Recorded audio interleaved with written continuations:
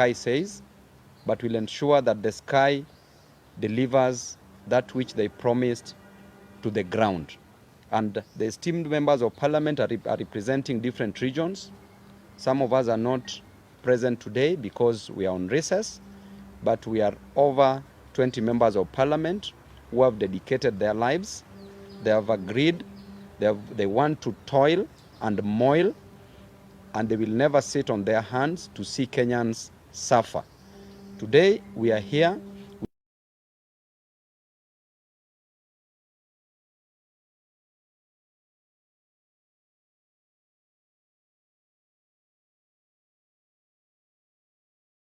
across the country, representing the interest of the aged also across the country.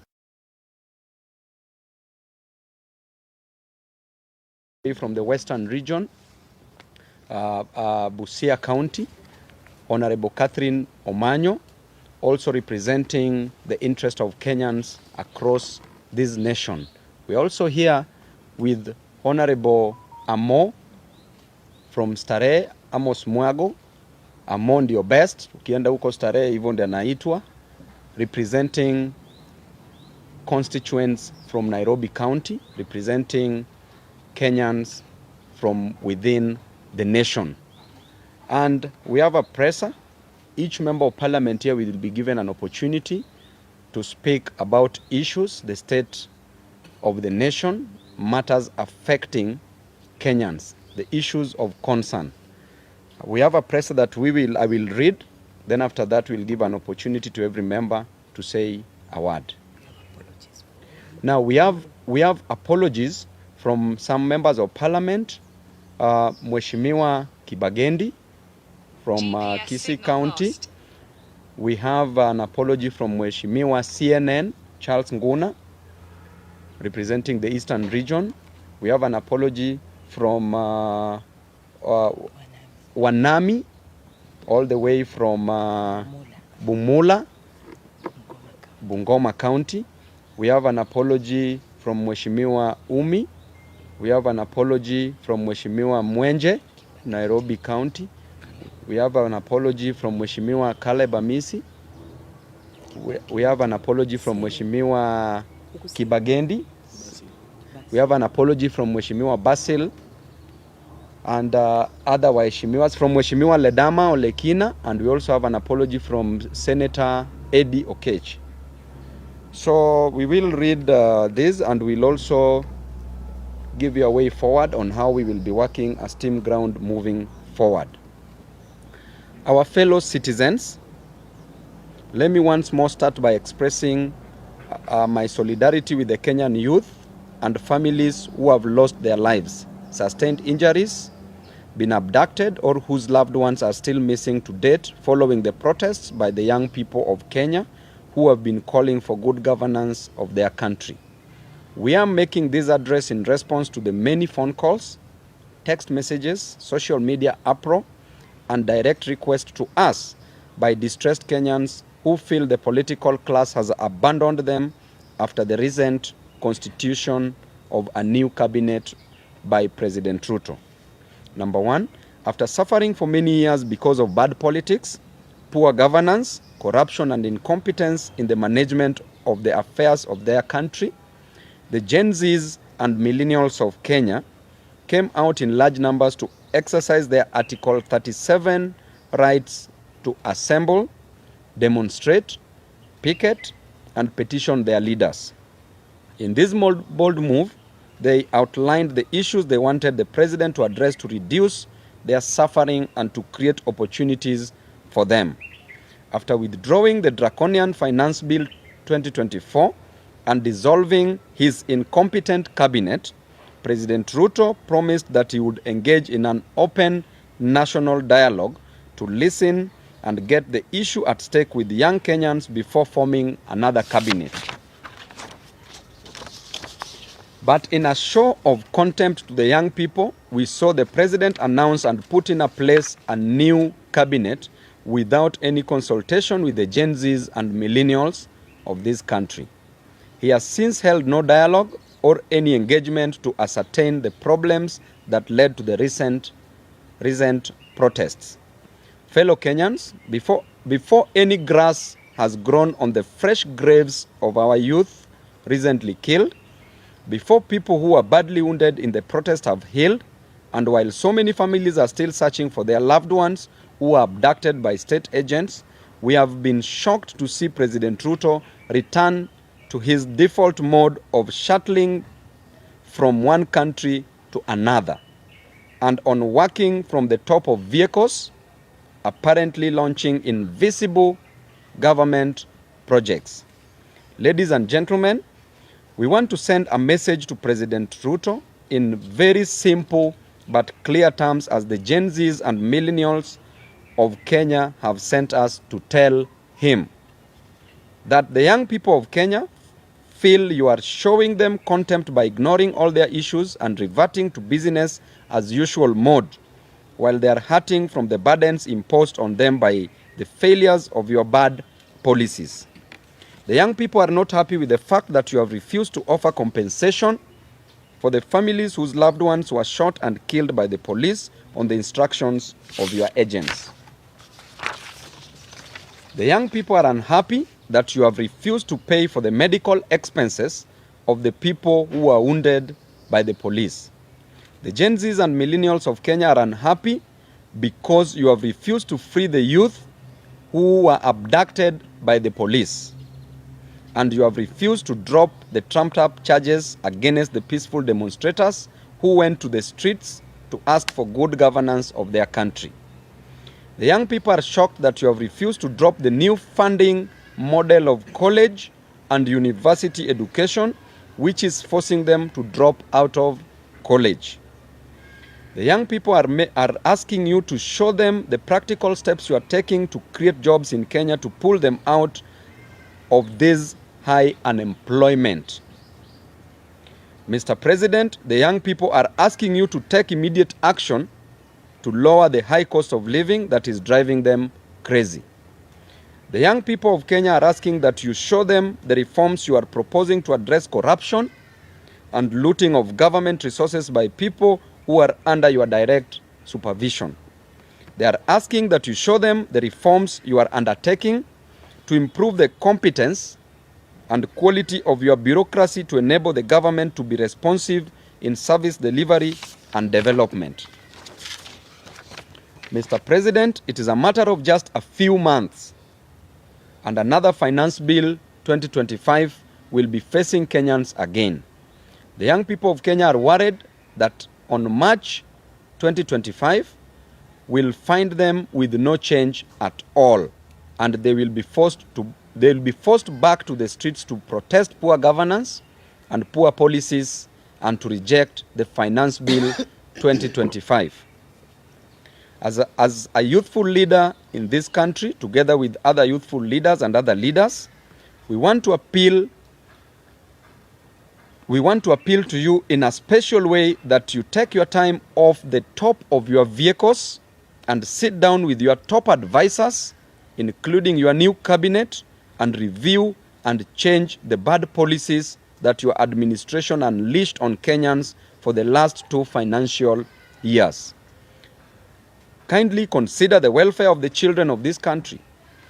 Please engage the youth in this country and show them that you care for them.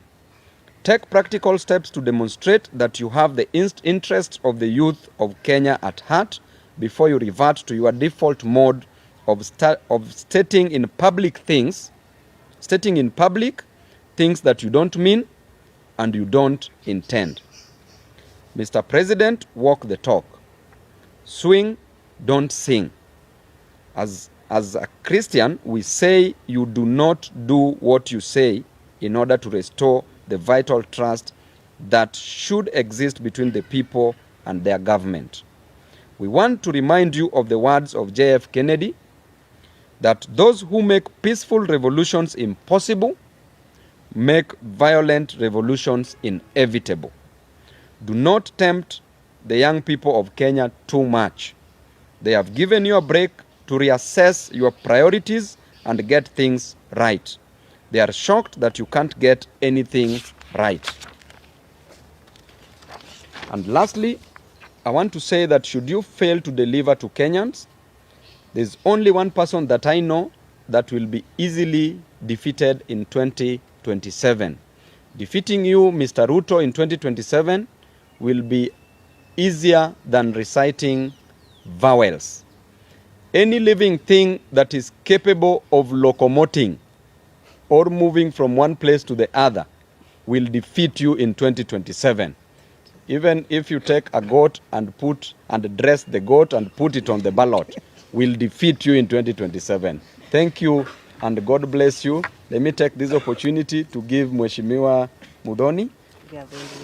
Sorry, Gadoni. I'm used to my wife's name. She's called Mudhoni. Gadoni wa Mushomba to address you. I'm happy to hear I'm in good books. I'm in good books in your house. You're in my heart. The next preference. Thank you very much, my colleague and friend, Honorable Babu Owino. Mine is to just add weight to what statement we have issued as Team Ground. And I want to be a little bit more assertive on matters life. You all know that we have had very many conflicting reports coming through on how many young people who are protesting in the streets were abducted, how many were killed, how many are still missing, how many cases have been processed by IPOA, and I'm sure you know that no agency is giving us information that is matching with the other. We have had engagement with Kenya National Commission on Human Rights, and we have their report here.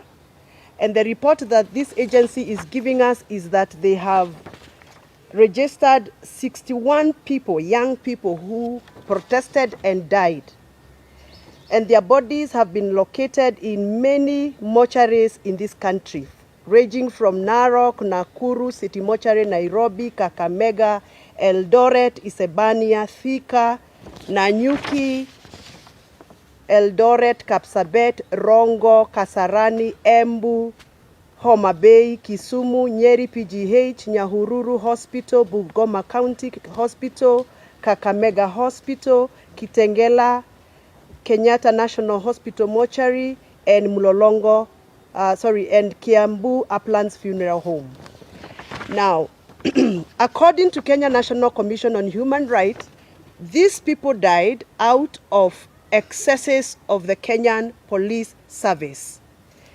The IPOA, the statutory body that is supposed to be oversighting the activities of the Kenya National Police Service, have indicated that they have picked up their own investigations.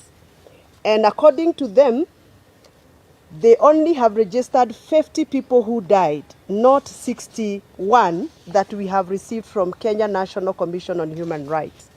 And out of the 50 cases IPOA has registered, they have also registered 19 people who are abducted or reported abducted and missing.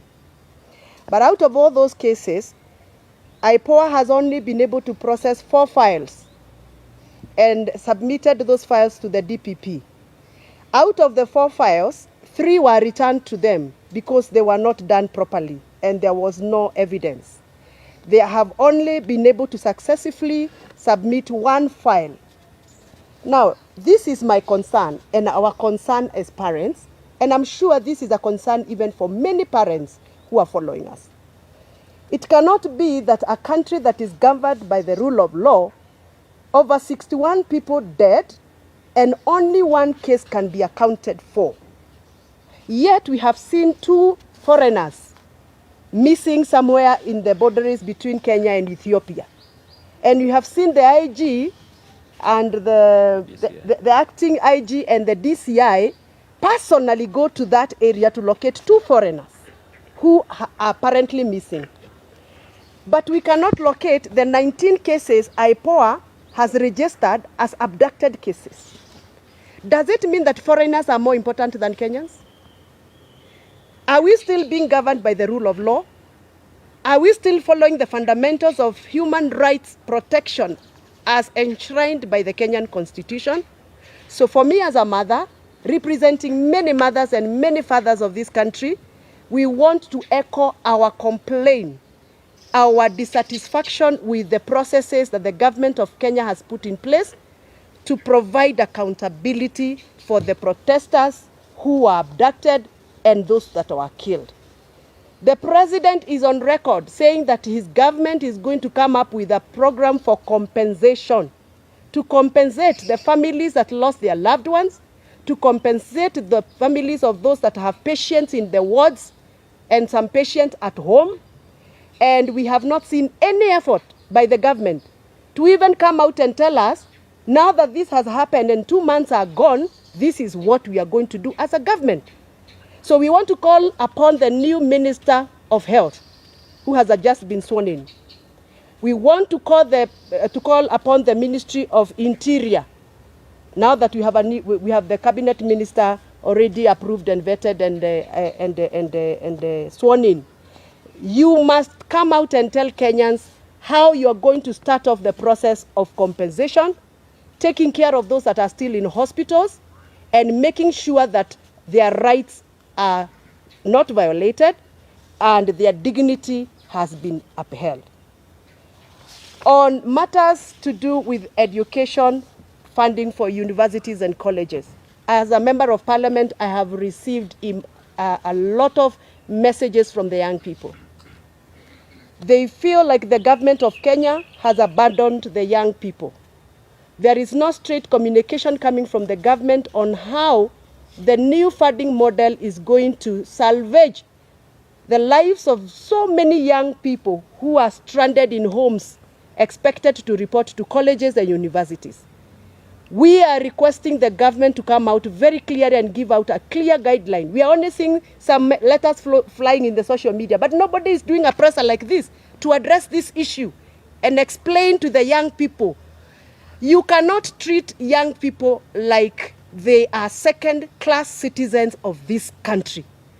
This is the future of this country, and you are no longer going to assume the young people of Kenya the way we have done. So we are requesting and demanding, let us demand because I think it's our right, that the minister in charge of education must come out very, very boldly and tell us the way forward on matters to do university, funding, and colleges, and assure those students that are still at home that there is hope for them to resume school and there is hope for them to progress with their careers. Thank you very much. I want to invite my sister, the lovely Catherine Omanyo, to say something. Mimi nitaongea Kiswahili. Juu kila mtu anabonga hapa kimombo. Nataka kuelezea wananchi wa Kenya kwamba hatukuangukia mkono mzuri kupata president kama Ruto. Hapa awali amekuwa busy anarandaranda Tokyo, Japan, sijui Japan ndio wapi, Tokyo ni wapi. Kila saa ako kwa hewa. I think hiyo ndio adventure anapenda, hobby. Ilikuwa inaitwa hobby tukisoma at what are your hobbies. Because saa hii namuona tu juu ya maprado kila saa akirandaranda. Vitu serious zikitendeka simuoni akienda huko. You can see where his heart is. Kujionesha ma-PR mingi. Briefcase projects ndio anasema ame-launch. Lakini kitu yenye napeana impact kwa mwananchi wa Kenya aseme walai tuko na president na nusu, hakuna. Juzi toi hapa imeungua, hakushughulika. Hata kusema tu poleni, nothing. Hata huko Kware mili zinachomolewa kule. Kitu yenye hata singeangalia na macho na nyamaza na lilia kwa moyo nikisema what is this really in Kenya, ama ninasoma tu vitu kwa newspapers. Hakushughulika. Lakini akisikia kadili utamuona kwa majet ya 200 million yenye tungejenga ka industry hata kule kwetu huko na Mbale ya Jinari. Tuna very good weather ya kupanda cotton. Lakini trips zake tu moja pekee inaweza jenga Jinari. Na angeamua every 6 months kajinari kamewekwa mahali. The 47 counties sasa tungekuwa na vitu zinaandika our young people. But hiyo hana, kichwa ngumu, kiburi, majivuno. Ni vizuri majenzi wameshekesheke watu hapo, tunaona at least siku hizi wameanza kutuangalia kama watu na uoga fulani. But mtu ujificha tu temporarily. Character real tulishaiona ilitoka.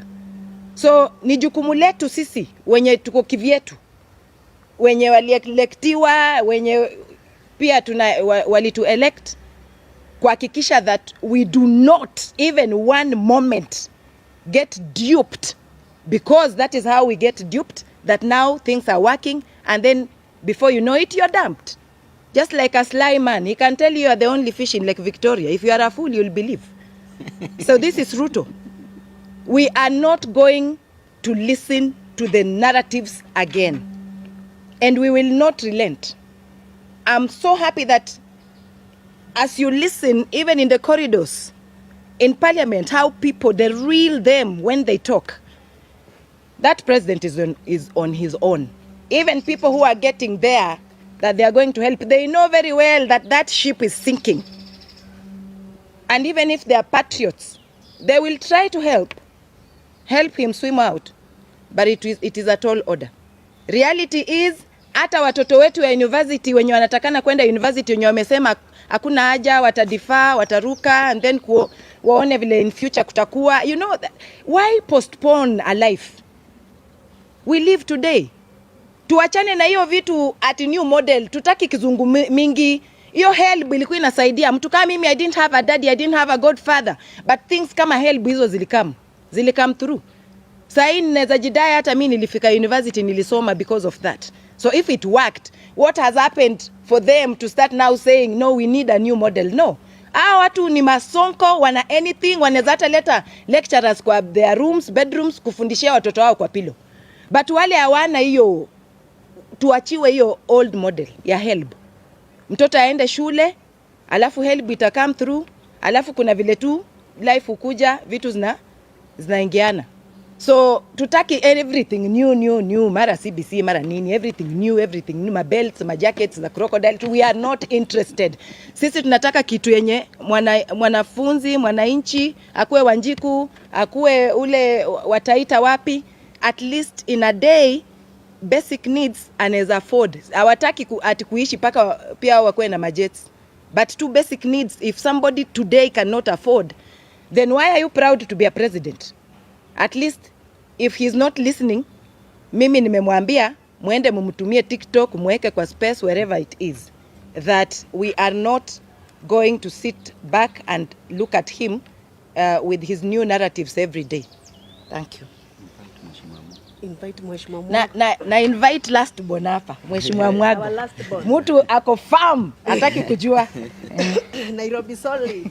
Okay, thank you so much, members of the fourth estate. I stand with Team Ground in denouncing the activities of the president and how he's tried to address the challenges that were raised by the Generation Z and the millennials and generally the people of Kenya. I don't understand why he got his wisdom from by bringing us a political solution to an economic problem and a social and injustice problem. The Gen Zs were not on the streets to have a new cabinet or a new set of cabinet CSS. The Gen Zs put out their issues clearly, but he failed by a mile, he missed by a mile by what he provided as a solution. We want to tell him, as the young people of this country, as a young leader, I'm a leader who came to parliament to bring change to this country. I didn't come to be bribed or to get money or to solicit money from this government. I came so that we can have a future for the young people of this nation, for this country to have systems that will work, for this country to address the issues of corruption that's so rampant in this government, for this country to have a social justice system that will work. You can see by his activities the neglect that he had on the Article 37 of the Constitution, the brutality and excessive use of force on protesters. Yet we say we have a constitution that we respect, that clearly outlines Article 37 as the guiding principle on how people should address the government, how people should protest against, how the people should talk to the government. But we saw what happened. It really defeats me to imagine that this country has lost value for life. We are talking about more than 50 people who have been killed, who lost their lives, and we are treating this casually, like nothing happened. If you go to the DCI, we went there with Loyalty Ndomolo, we had very scant information on the issues of abductions, or the issue of these people who have been killed, and these are lives that have been lost by a government that's purposed to protect the lives of its people. We've seen a lot of property that was lost. Some houses were burnt even in town, but the government has not addressed that. They have swept that under the carpet, and they expect us to just let them be and this to go on. We cannot agree, and we cannot allow the government to behave like that, because if it behaves like this, it is going to kill our future and our children. The Gen Zs have come out clearly and they have outlined their problems. We are asking the government of the day, come out and tell us what measures are you putting in place to address the issue of unemployment. We are having like 1 million students who are going to clear form for this year. Every year we are having a very high turnover of Gen Zs. What measures have you put in place to address their issue? The current cabinet that you announced, we don't make anything of it. We don't see if they are able to come up with solutions for the challenges of this nation. So sisi tunamwambia Bwana Rais, tafadhali sikiza watu, calm down, look for new advisors. Whatever you are doing is far away from what the people are asking for.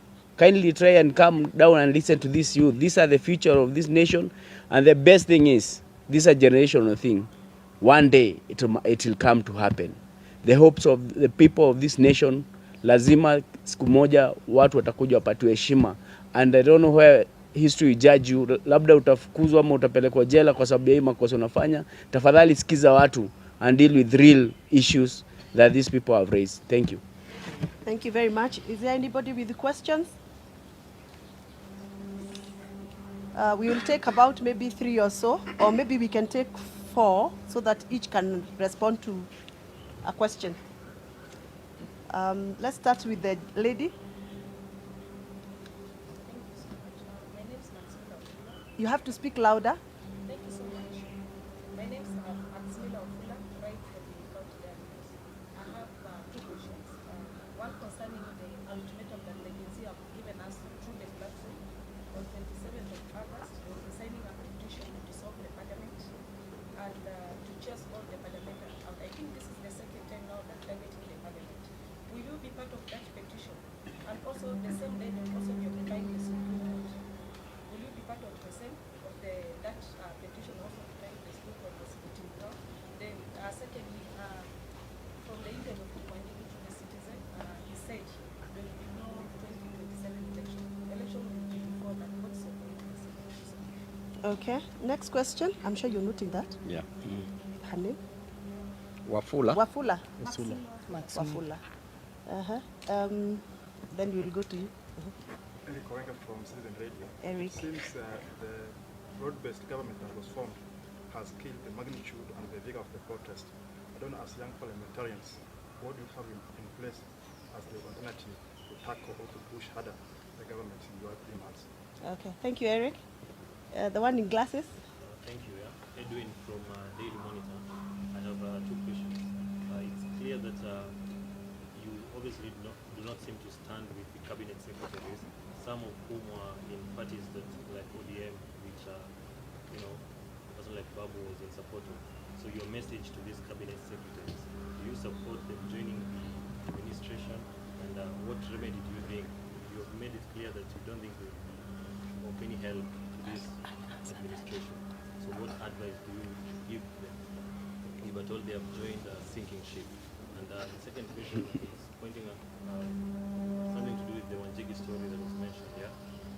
What's your take as a team ground that an administration can go after the family of people who actually point fingers at what should be done better as a party leaders? Okay. What's your take? I guess those are how many? 4? Yes. 4? Can we do the 4, or you have a pressing one? Yes. Okay. Given the unity deal between ODM and Kenya Kwanza, are you worried this supermajority issue, especially in Parliament, is going to stifle voices like you? For example, we have heard the President say some sections of the finance bill will be returned to the House. What do you think about that, and will you be supporting? Very well. So, How do you want us to go about it? I can answer that one of Parliament. Okay. So you can. The one for cabinet. Parliament. Okay, good. CSS. CSS. Parliament. I'll talk about killing the vigor. the vigor. Okay, so I can. Okay, fine. Just start Okay. then. Just start.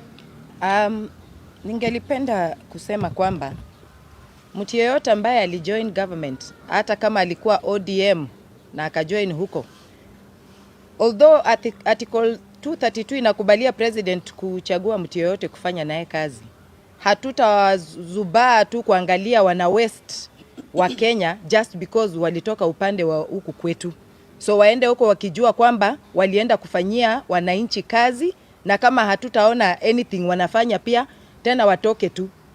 Cha pili, president wetu ni kama ndio referee wa elected leaders wa kichapana. Huko Kisii mliona kitu ilitendeka. Yeye ameenda pale, watu wanabu huyu anabu huyu, ako pale ako kama referee. So hao wenye wameenda huko kama CS kusaidia, waone hiyo weakness na wamsaidie kufanya kazi. So we will not relent, we will not smile with anyone who has joined the government and is going to joke again and waste Kenyans' lives. Thank you. You'll answer which one? Yeah. Okay, broad-based. On that issue that you've raised about the broad-based arrangement that has maybe stifled the vigor of this protest and what, we like to urge Kenyans, or the Gen Zs, the millennials, let us not relent in this fight. Let us make sure we push this fight on, because there's no solution that has been offered as yet. So as young leaders, we are going to make sure we engage the public and point out all the evils that are happening in some of these bills that are brought in Parliament, these motions, what we think Kenyans should not support. But we're also thankful that the Kenyan people now are taking back the power in their own hands. We passed the finance bill by the people's power, led to rejection in totality by the president. So these are some of the avenues or other approaches that we're going to give more information to the public and seek their support in pushing for the agenda. As young parliament, as young leaders, we need to get this information out there to the people so that they can support us. Even if they have a majority in parliament, we saw the majority is now on the ground, on the streets, and that is the approach that we are going to use. Thank you. I think Mheshimiwa Amo has addressed that very well. If I want to talk about the unity of ODM and Kenya Kwanza and having a super majority, and in combination with the question that was asked by Eric on the broad-based government that has killed the vigor of the demonstrations, I want to tell you that in Parliament there was already a super majority that passed the finance bill. But that did not prevent the Gen Zs. It did not prevent Ruto from coming out and rejecting after pressure had been pressed on him by the people. The constitution is clear that power vests with the people. The sovereignty is with the people. The people are supreme. That supermajority in parliament is not a supermajority. It is an imaginary supermajority that is intended to achieve some selfish gains or ambitions. And therefore, one person with God is the majority. But now here we have a few people in parliament, members of parliament, team ground, together with the Gen Zs, with the millennials, with other Kenyans. That is even more than a super majority. And that is what we need. We don't need any other super majority in parliament. And number two, our voices will always be heard in parliament, irrespective of our numbers. Why? Because sometimes it's not about winning the war, but it is about being at the battlefield, registering your presence in the battlefield. Our presence will always be registered irrespective of our numbers. And that is the time that you will know that in case those numbers will not be favoring the interest of Kenyans in parliament, we will go back on the ground. Gen Zs can always come out together with millennials and still make it right. That supermajority, if you saw the way they were running under the tunnel, then you would have known that there was no majority there. There was the minority. So the next question is about Jimmy Wanjigi. Of course, you talked about Ruto invading Jimmy Wanjigi's privacy. I want to just quote Ruto when he used to say to paraphrase, he used to ask the former President Uhuru Kenyatta to spare his family, not to kill his children, to spare his children and his family. What is he doing? He's now gone below the belt. He's now targeting people's families. And we want to tell you, you also have families, yeah, my friend. Good. Just the same way Moi is now a former president. Kenyatta is a former president. Moi is a former president. Kibaki is a former president. Uhuru is a former president. You are going to be a former president. These children of yours are going nowhere. So do not intimidate people's children. Because when your time reaches, there are those people who will hold the yam and the knife and will give you your share, your fair share. So don't intimidate us. Everybody is going to die. Nobody dies prematurely. So you can't intimidate us with death. Our children already know that we are political leaders. It's not news. Embarrassment is our other name. So don't think that we can be embarrassed by these petty issues. We are going to fight for our people. So I'll leave it at that, then leave it to Mheshimiwa. And lastly, the MPs that you are calling the super majority in parliament, I want to tell you that these MPs already know that the ship is sinking. The ship that Ruto is the captain is already sinking, and they're already taking that. Now we know that you will be clutching very soon on imaginary straws, and you will sink with that ship. Thank you. Thank you. It looks like the other questions have been answered. The number one for the petition. There's to one. Dissolve Parliament.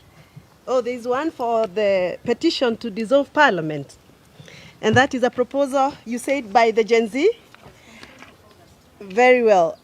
First of all, I want to thank the young people of Kenya. One day, one time, we were also very young. And we did what we did to have this country the way it is today. Some of us actively engaged to make or to constitute the current Kenyan constitution. And we went through the thick of that day. That is why we have this constitution. The young people of Kenya should not shy away from advocating for what they think is right.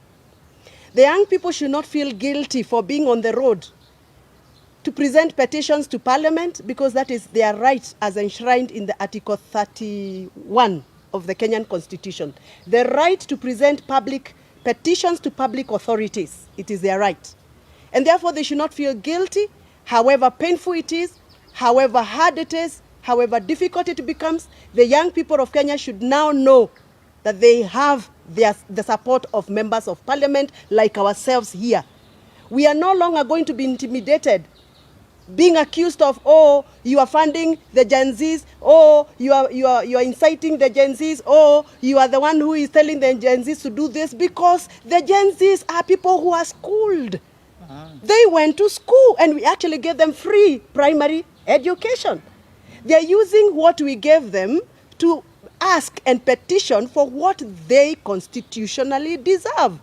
So the young people of Kenya have a right to petition Parliament, have a right to petition State House, have a right to petition any public authority if they feel that it is necessary to do so. I honestly think that the kitchen of all problems in this country is Kenyan Parliament. Because it is Kenyan Parliament that make laws that are oppressive. It is Kenyan Parliament that made the faulty, the unconstitutional, the irregular Finance Bill 2023 that has since now been thrown out by the courts. It is the same Parliament that was attempting to make another irregular, unconstitutional Finance Bill 2024, which the greatest people of Kenya rejected. It is the same Parliament that is coming up with other laws like the livestock bill law, the privatization law that they made, and many other very oppressive laws. So if the Gen Zs feel that it is time for them to petition Parliament, they are welcome. It is within their rights. And we will support them if we so feel they are doing the right thing. So we want to tell the young people of Kenya, we are with you. We will support you. We will stand with you, as long as you're making the future of this country better. I would want to be an elderly woman in this country to enjoy what the Gen Zs are fighting today. And therefore, when I have the energy to do so, I will support them, I will fight for them, I will lobby for them, I will advocate for them, because I think they are doing the right thing. Last but not least, I would want to say this. I don't know what is this obsession President Ruto has with new things. When he came in, he found Linda Mama.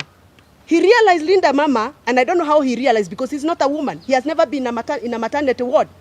He has never delivered a child. So I don't know what is this obsession he has with removing what he found to bringing what he thinks is new and creating confusion and mess. He found a very good working program called Linda Mama. He collapsed Linda Mama without any public participation and brought some other new packages. She, sha, shui, shu, shui, sha. She, Linda mpango wa kando. You know. I don't know what is this obsession he has that he has now to collapse the old funding model for our universities and bring a new model. And now he has created a whole total confusion. Our children are getting depressed because they don't even know whether they are going to report to school tomorrow. What is this whole obsession of new things? New things? Now, look at where we are right now. We don't have money because we have no operational finance bill. Instead of him finishing old projects, he's now going for new. Everything is new. Everything is new. And he has no money. So where is this obsession coming from? And by the way, I sympathize with my new Minister for Energy. My new Minister for Energy, I really sympathize with him. Bwana Wadai, wacha nikuambie. Hiyo kiatu mevalia kimeandikwa Ruto hapo nyuma. Hiyo kiatu itakuuma mbaya sana.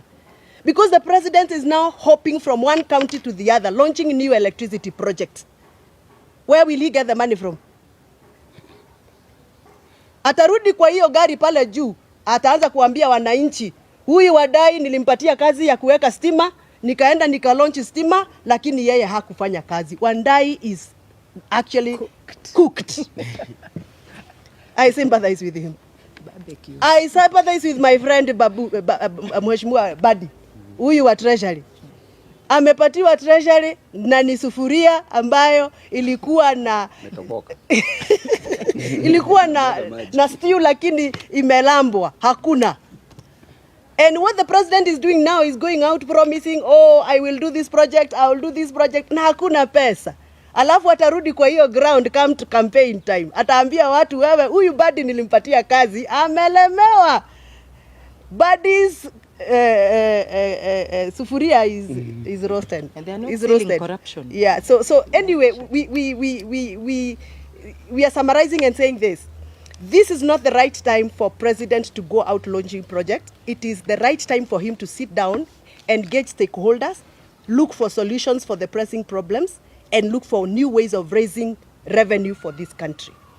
He must engage. And there's somebody who asked me when I was coming here, now that you people are complaining things are not right, what solutions are you giving? What alternative solutions are you giving?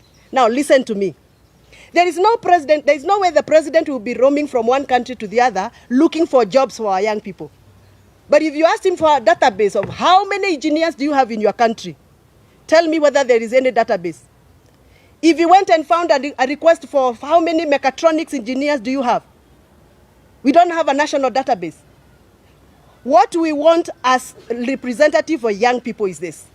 The government must put effort to come up with a national database of unemployed young people of this country, county by county.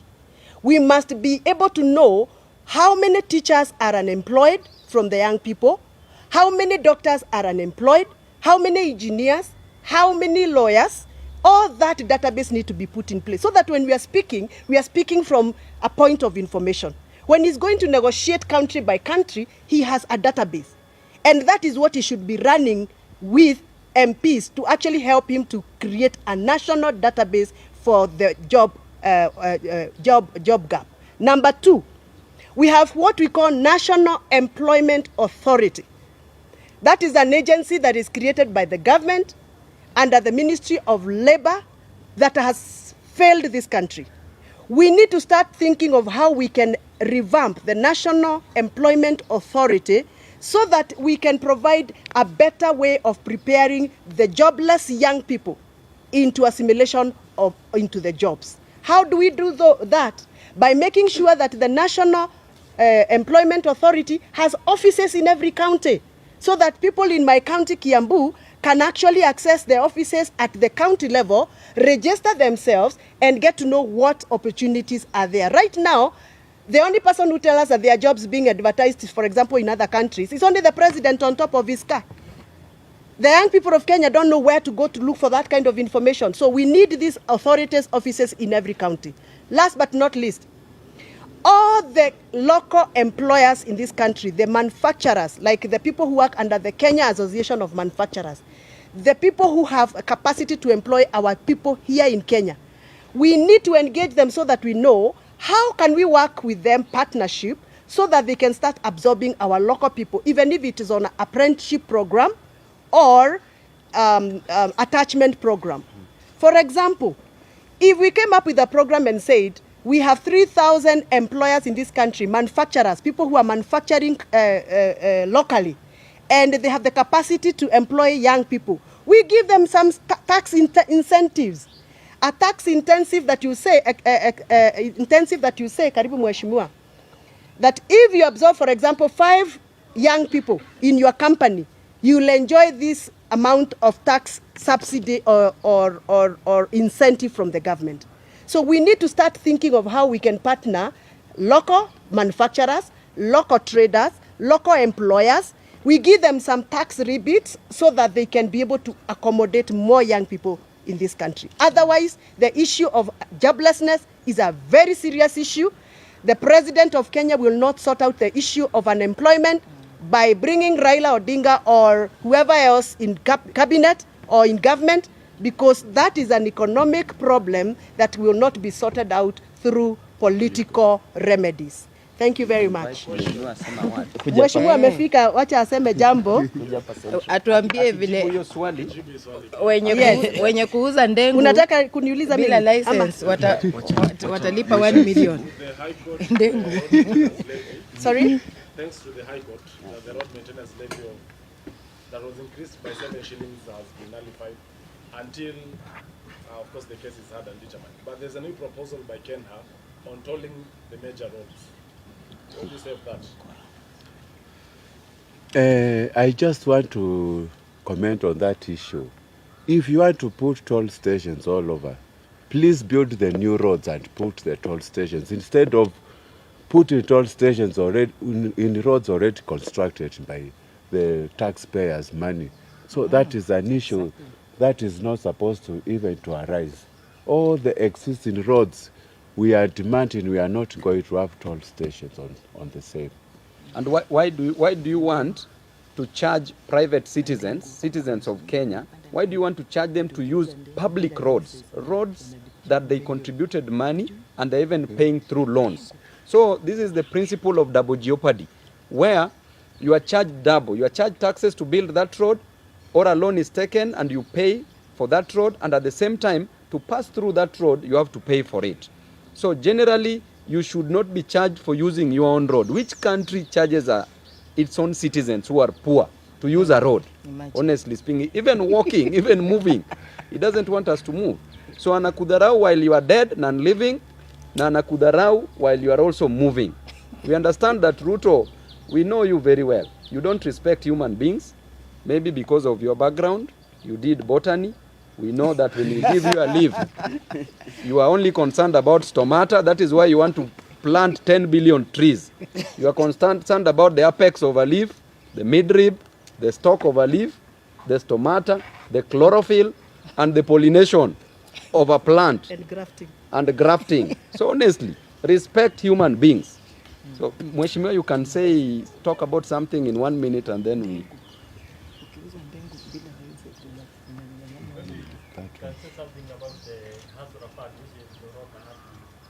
Does it still exist? Yeah. Still there? Actually, as a member of Special Funds Committee, we are out in the audit report for this financial year to see how Hustler Fund has really performed. But based on, as an economist and also an auditor, in terms of accounting, I can tell you we are going to have an adverse opinion on that fund, because even the modality, the board was not there when it was starting. The fund was unconstitutional. There's nothing much actually to comment on the same, but I thank the Kenyans who took the money. And by the way, on that note, like I was talking about the newness of things, I don't know what is this issue that President of Kenya has with women of Kenya. I really don't know what the president has with the women of Kenya. I don't know why and what justification he would ever give to the women of Kenya. First of all, for touching on Leader Mama and collapsing it, and then touching on the Women Enterprise Fund. Right now, as we speak, the Women Enterprise Fund is at zero kitty. All the money that was put there in the last year's budget, it was all removed. So the women of Kenya have nothing else other than to dance in the yellow clothing during campaigns. But after campaigns, everything that the women of Kenya had in this government has been scrapped off. And that is why, personally as a woman, I'm a very, very vibrant advocate of women issues. I feel like Kenya Kwanza government has zero chills for Kenyan women. Yes. Na tuna reject. I think we are okay. Tunashukuru sana for your time. CNN soldier. Hey CNN, finally you're here. This is mine. You know, I never thought